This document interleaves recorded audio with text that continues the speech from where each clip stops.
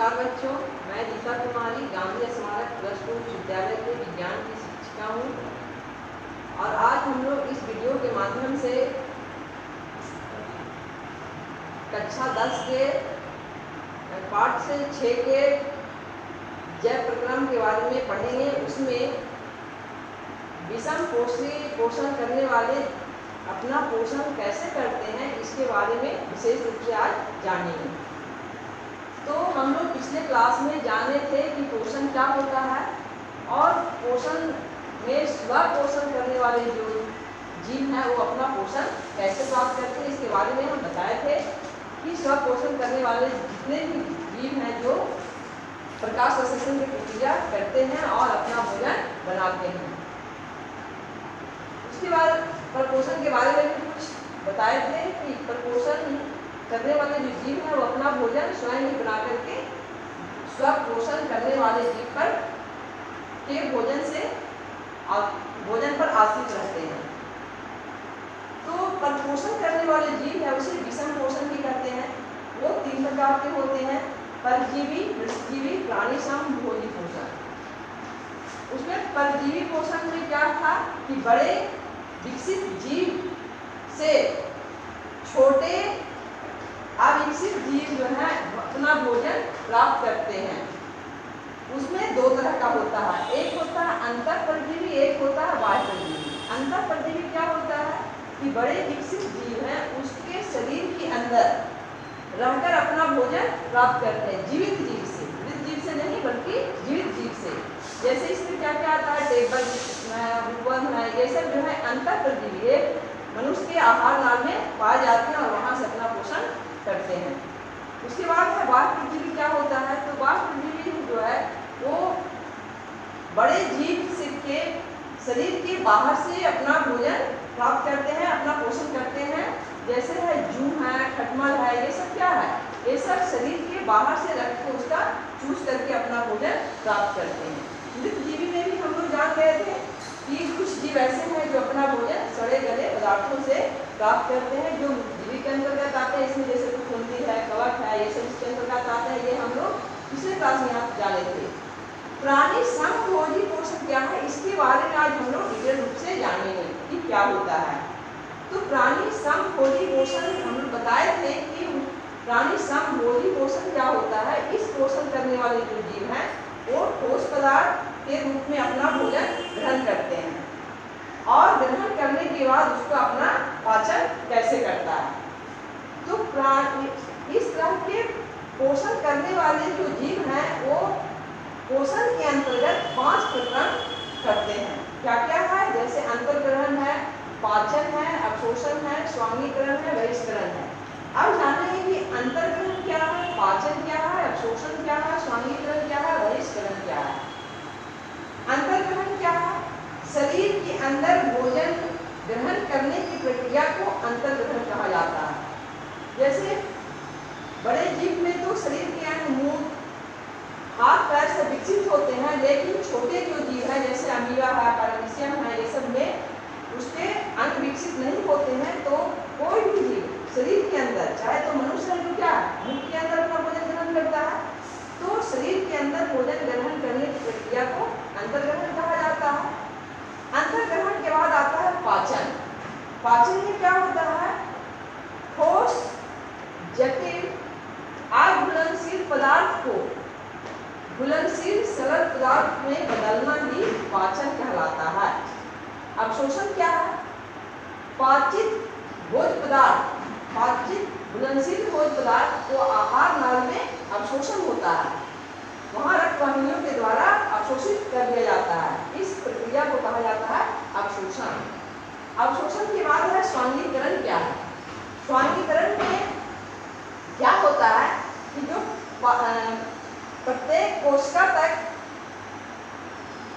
पोषक तत्व जाने के बाद वहां से ऊर्जा प्राप्त करने की प्रक्रिया को स्वांगीकरण कहते हैं। उसके बाद है बहिष्करण। पाचित भोजन के बाद जो कुछ ठोस अवशेष पदार्थ बच जाते हैं उसे शरीर से बाहर निकालना ही बहिष्करण कहते हैं। अब कोई भी जीव हो, चाहे छोटे जीव हो चाहे हम लोग जैसे बड़े जीव हो, वो सारे पोषण करते हैं तो पोषण के दरमियान ये 5 प्रोसेस अवश्य होता है। चाहे मनुष्य हो, चाहे तो अमीबा हो, चाहे तो और भी छोटे छोटे जीव हैं, वो कोई भी जीव हो जो इस पोषण करने के अंतर्गत ये 5 प्रोसेस को करते हैं। उसके बाद है अमीबा में पोषण। अमीबा में पोषण कैसे होता है? तो अमीबा में पोषण कैसे होता है, ये क्वेश्चन काफी पूछा जाता है, हमेशा पूछा जाता है। इसके बारे में थोड़ा हम लोग जानेंगे। ऐसे अमीबा के बारे में आप लोग पहले भी जान चुके हैं कि अमीबा क्या होता है। अमीबा एक कोशिकीय जीव है और इसे ये अपना पोषण कैसे करते हैं? सबसे पहले तो अमीबा का कोई आकार निश्चित नहीं होता है, ये अपना आकार को बदलते रहता है। तो क्वेश्चन पूछा जाता है कि अमीबा में पोषण कैसे होता है। तो अमीबा का ये चित्र है, इसमें केंद्रक पाए जाते हैं, कोशिका झिल्ली और केंद्रक के बीच कोशिका द्रव पाए जाते हैं, खाद्य पाए जाते हैं जिससे भोजन का पाचन की प्रक्रिया होता है। तो जैसे ही भोजन के कण अमीबा के कोशिका झिल्ली के संपर्क में आता है, आने के बाद वहां से उसका जो उत्पाद, उसके शरीर में क्या पाए जाते हैं? उत्पाद पाए जाते हैं, यानी कि उसको इंग्लिश में कहा जाता है सीडोपोडिया। सीडो का अर्थ होता है फॉल्स, पोडिया का अर्थ होता है फूड, यानी कि फॉल्स फूड। तो ये हमेशा बनते रहता है और बिगड़ते रहता है। तो जैसे ही इसके पास खाद्य कण आते हैं तो ये अपना उत्पाद को आगे बढ़ाता है और भोजन को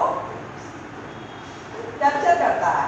भोजन कैप्चर करने के बाद क्या होता है कि उसकी जो कोशिका झिल्ली होती है अमीबा की, वो फट जाती है। फट जाने के बाद खाद्य के कण है जो कोशिका द्रव में प्रवेश कर जाता है और झिल्ली है जो अपने आप बंद हो जाती है। और अब ये जहाँ खाद्य पाए जाते हैं, अमीबा में क्या पाया जाता है? खाद्य में पाचक बहुत सारे एंजाइम पाए जाते हैं, उससे भोजन का पाचन हो जाता है। पाचित भोजन से जो पोषक तत्व हैं वो कोशिका द्रव में विसर्जित हो जाता है और जो ठोस अवशेष पदार्थ है वो बच जाता है।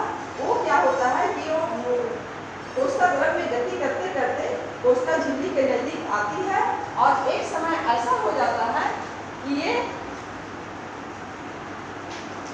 यहाँ से कोशिका झिल्ली अपने आप जो है तो फट जाती है और कण क्या हो जाता है, वो ये जो अवशेष पदार्थ है, और कण नहीं अवशेष पदार्थ है, वो बाहर निकल जाती है और कोशिका झिल्ली अपने आप है जो बंद हो जाती है।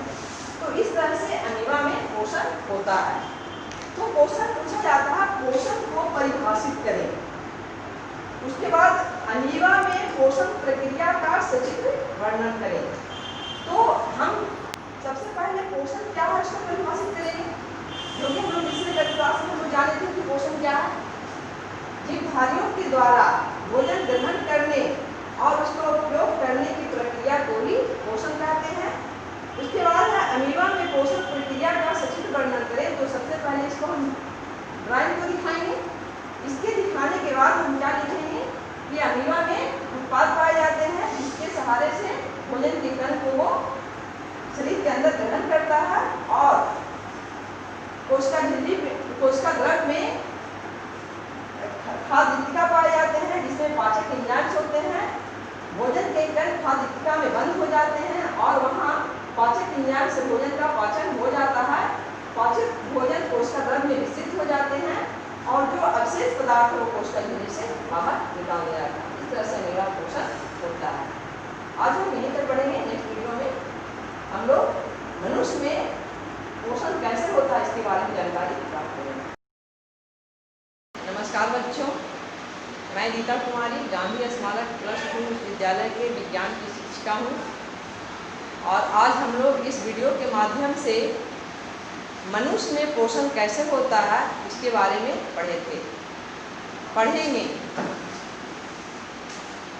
इसमें मानव पाचन तंत्र के बारे में पढ़ेंगे कि मानव पाचन तंत्र के में मुख्य अंग क्या क्या होते हैं, मुख्य ग्रंथियाँ क्या क्या होती है, कौन कौन से एंजाइम इसमें भाग लेते हैं। तो सबसे पहले हम लोग देखते हैं कि मनुष्य में पाचन के मुख्य अंग क्या क्या है। तो मुख्य अंग क्या क्या है? मुंह है, ग्रासनली है, अमाशय है, उसके बाद है क्षुद्रांत है, विद्रांत है, व्यासाय है। और पाचक ग्रंथियां क्या क्या है? पाचन ग्रंथि में जैसे लाला ग्रंथि है, यकृत है, पित्ताशय है, अग्नाशय है, ये सब पाचन ग्रंथियां जो ये सब है जो भाग भोजन के पाचन में लेते हैं। तो सबसे पहले भोजन जो है ग्रहण करता है मनुष्य, तो मुंह के द्वारा ग्रहण करते हैं। मुंह के द्वारा भोजन ग्रहण करते हैं तो दांत और जिह्वा की मदद से भोजन को काटने और चबाने का काम करते हैं। और मनुष्य के मुंह में 3 जोड़ी लाला ग्रंथि होती है जिसे लाला रस निकलता है। लाला रस में एक एंजाइम पाया जाता है सलेरी एमाइलेज।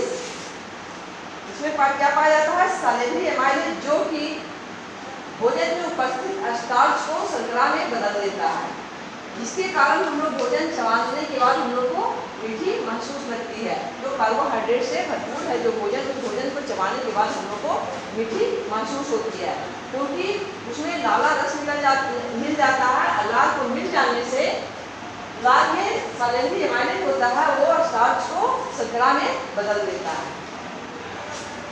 साथ में और लाल क्या करता है? भोजन को चिपचिपा और मुलायम बना देता है, जिससे कि ग्रासनली में भोजन को निगलने में आसानी होता है। मुंह से भोजन चबाने के बाद आगे ग्रासनली में पहुंचता है। ग्रासनली में भोजन का कोई भी पाचन नहीं होता है, सिर्फ यहाँ एक तरंग के तरह इसमें गति होती है जिसे कर्माकुंचन गति कहते हैं। इसमें क्या होता है कि जहाँ जब भोजन ग्रासनली में पहुंचते हैं तो इस तरह से ये सिकुड़ता है और फैलता है। इस तरह से भोजन आगे बढ़ते हैं और इस गति को कहा जाता है कर्माकुंचन गति। तो इस गति के माध्यम से भोजन है जो ग्रासनली में गति करते हुए आगे अमाशय में पहुंचता है। अब अमाशय में भोजन आने के बाद अमाशय में 4 से 5 घंटे तक भोजन रहता है। अमाशय में भोजन का पूर्ण रूप से पाचन नहीं होता है, यहाँ अपचा भोजन रहता है। यहाँ क्या होता है कि अमाशय के जो बाल है उसमें जठर ग्रंथि पाई जाती है। क्या पाई जाती है? अमाशय के बाल में क्या पाया जाता है? जठर ग्रंथि। और जठर ग्रंथि से जठर रस निकलता है। इस जठर रस में 3 प्रकार के पदार्थ पाए जाते हैं। क्या क्या पाया जाता है? हाइड्रोक्लोरिकम, पेप्सिन नामक एंजाइम, एक का नाम है श्लेष्मा। अब ये तीनों का भोजन के पाचन में किस तरह से अमाशय में रोल है, किस तरह से कार्य करता है, इसके बारे में एक करके हम लोग अभी जानेंगे। तो सबसे पहले है हाइड्रोक्लोरिकम। हाइड्रोक्लोरिकम क्या करता है? भोजन को अम्लीय बनाता है। सबसे पहले काम क्या करता है? भोजन को अम्लीय बनाता है। अब यहाँ पर भोजन अम्लीय क्यों बनता है? मनुष्य क्या पृथ्वी पर जितने भी जीव जंतु हैं, चाहे पेड़ पौधे हैं, उसको पृथ्वी पर जीवित रहने के लिए भगवान ने बहुत कुछ ऐसा उसे गिफ्ट प्रदान किए हैं कि वो स्वतः उस काम को होते रहता है और जीव है जो जीवित रहते हैं। तो इस तरह से जठर ग्रंथि से है जठर रस निकलता है। ये क्या है? ये भगवान का ही बनाया हुआ है। तो अब इसमें HCl क्या काम करेगा? HCl सबसे पहले भोजन को अम्लीय बनाएगा। अम्लीय बनाने का रीजन है कि यहाँ जो पेप्सिन एंजाइम है, जो पेप्सिन एंजाइम तभी कार्य करेगा जबकि भोजन अम्लीय हो। अम्लीय भोजन को ही जो इसमें प्रोटीन, भोजन में जो प्रोटीन उपस्थित है उस प्रोटीन को पेप्सिन नामक एंजाइम है जो उसको अमीनो अम्ल में बदल देता है। दूसरा काम है हाइड्रोक्लोरिक अम्ल का कि हम लोग भोजन खाते हैं या कुछ भी गंदे हाथ से कुछ खा लेते हैं, चाहे किसी भी तरह से हमारे मुंह में के द्वारा बहुत जीवाणु अमाशय तक पहुंचते हैं, उस जीवाणुओं को नष्ट कर देता है। दूसरा काम हाइड्रोक्लोरिक अम्ल का ये है। उसके बाद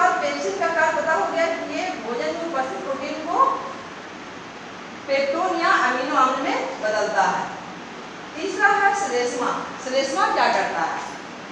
तो जो हाइड्रोक्लोरिक अम्ल आमाशय के बाद से स्रवित हुआ, वो हाइड्रोक्लोरिक अम्ल जो क्या करता है, इसके बाद को ये संक्षारित करता है। कौन? हाइड्रोक्लोरिक अम्ल। इससे बचाने के लिए श्लेष्मा जो है इसी संक्षारित को वो बचाने में मदद करता है। तो श्लेष्मा का ये कार्य है। तो इसमें क्वेश्चन आता है कि आमाशय में हाइड्रोक्लोरिक अम्ल की क्या भूमिका है? भोजन के पाचन में आमाशय में हाइड्रोक्लोरिक अम्ल की क्या भूमिका है? तो हम जैसा बताए कि भोजन अम्लीय बनाता है, क्योंकि पेप्सिन एंजाइम है जो शरीर प्रोटीन का पाचन कर सकेगा। भोजन में उपस्थित जो भी कीटाणु है उसे नष्ट करता है। तो ये पेप्सिन और श्लेष्मा के बारे में भी हम लोग यहाँ जानते हैं। अब यहाँ से भोजन जो है आगे क्षुद्रांत की ओर जाता है।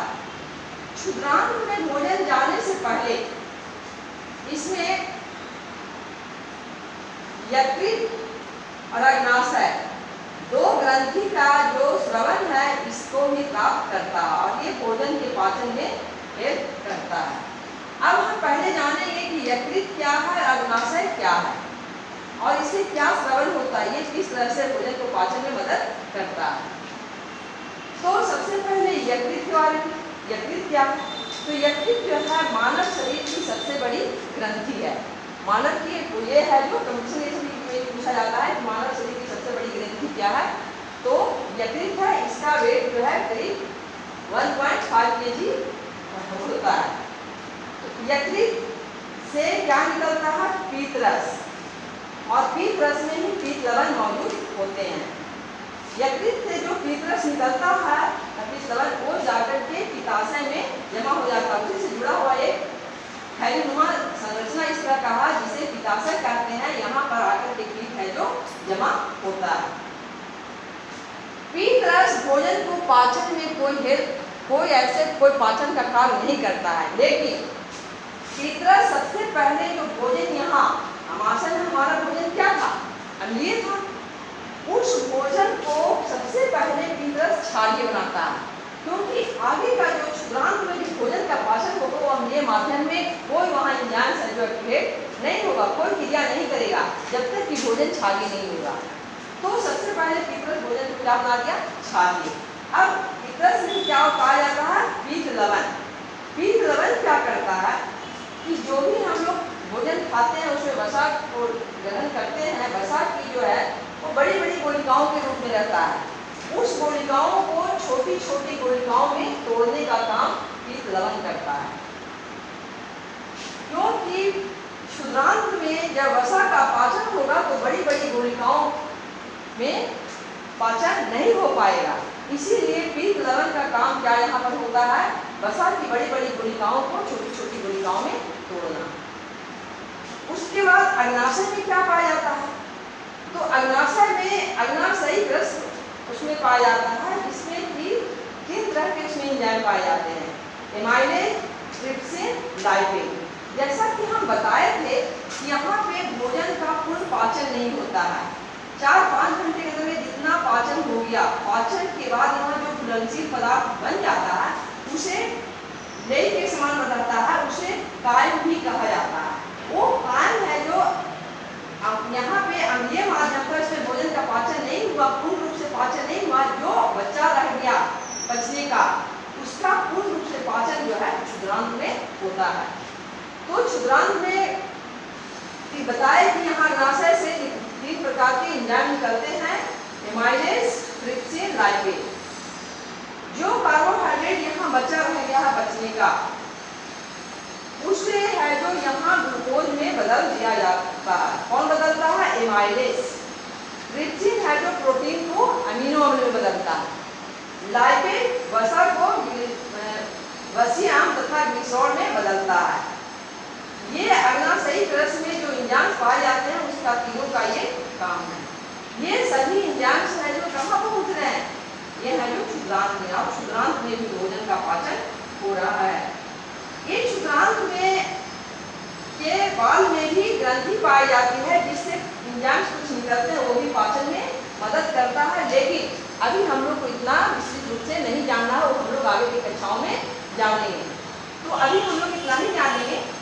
अब पाचन के बाद जो भी पोषक तत्व हो है, कार्बोहाइड्रेट, प्रोटीन वसा जो भी है पोषक तत्व, वो जो है आहार नाम के जो क्षुद्रांत की जो आहार नाम है उसके जो सतह जो है वो क्या कर लेता है, उसको अवशोषण कर लेता है। उसके सतह पर क्या होता है, रक्तवाहिनियों का जाल होता है, वो अवशोषित कर लेता है।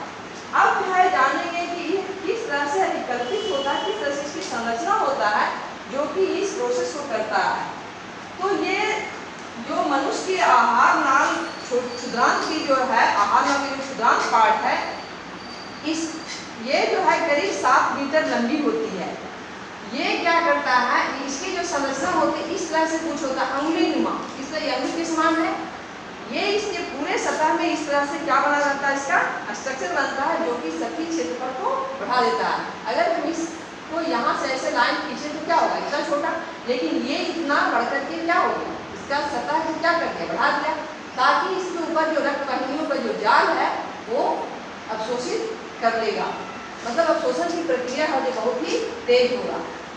तो अंगुली नुमा छोटी आंत के जो में अंगुली नुमा जो प्रवर्त निकले रहते हैं उसे दीर्घरोम कहा जाता है या भिलाई कहा जाता है, जो कि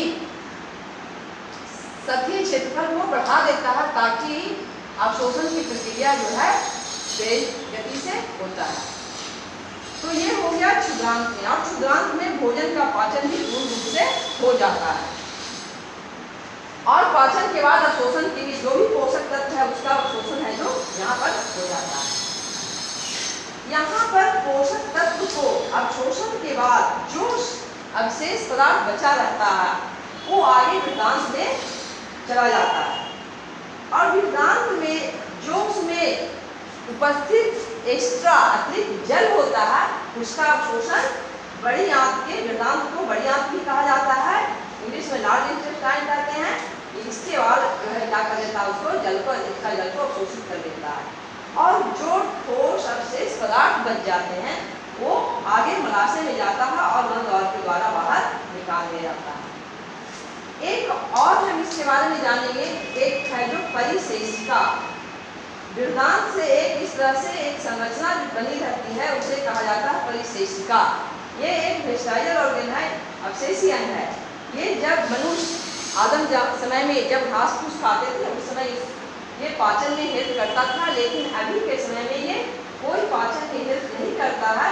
ये एक अवशेषी अंग के रूप में है, इसका शरीर में कोई इसका कार्य नहीं है। लेकिन कभी कभी इसमें से में जो भोजन के कण है कभी कभी इसमें आकर के फंस जाते हैं, जिसके कारण है जो कि इसके कारण मनुष्य के शरीर में प्रॉब्लम होने लगता है आहार नाल में, तो इसे निकालने की जरूरत पड़ती है। तो आज हम लोग क्या जाने कि मानव में पोषण कैसे होता है और हर एक ग्रंथि के बारे में, इसमें कौन कौन ग्रंथि हैं, कौन से एंजाइम भाग लेते हैं, ये सभी के बारे में जानें।